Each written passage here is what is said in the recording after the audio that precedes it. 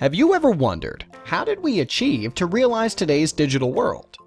Well, more or less, everything started on 1965, when Gordon Moore predicted that the number of transistors, the building blocks of processors and memories, will double within any chip approximately every 2 years.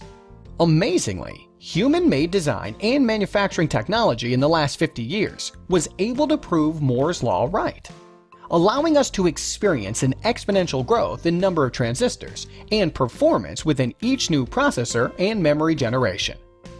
This was only possible with the development of new transistor technologies and use of intelligent tools and methods for designing and manufacturing electronic chips. However, as transistor sizes get smaller, approaching the atomic scale, the manufactured transistors are getting more prone to failures. This means that at any point of time, some transistors within the processors and memories may fail to function as they were expected to, leading eventually to errors that may even crash the system. To avoid such errors, manufacturers already are adding redundant parts that they could use to replace faulty parts and use mechanisms to detect and correct errors. Well, while such techniques may help to address errors and help limit the defective chips that may need to be discarded after manufacturing, unfortunately, they come at a high cost of power, area, and performance.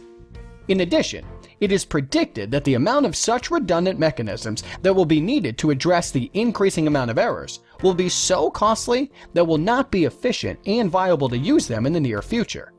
This has indicated the need to come up with new radical computing paradigms that will allow to alleviate or at least reduce the cost of traditional fault-tolerant techniques. One such novel paradigm is being proposed and developed in the EU Marie Curie project DARE. The main idea is to exploit the inherent error resilience of various applications that provide opportunities for coming up with less costly fault-tolerant schemes.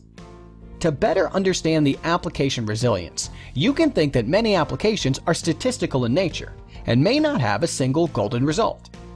For instance, in Google search, every time we look for a phrase, the results may vary due to the nature of the used search algorithms. In this case, by allowing some errors to propagate, we may not have a catastrophic search failure, but rather slightly different but acceptable search results. Similarly, in multimedia algorithms, the human eye may not be able to realize easily any error on the recorded image or video. We can take advantage of such an inherent property to design more intelligent techniques, which guarantees the correctness of only the most critical parts of an application and of any computing system while relaxing the 100% correctness requirement in the less critical parts.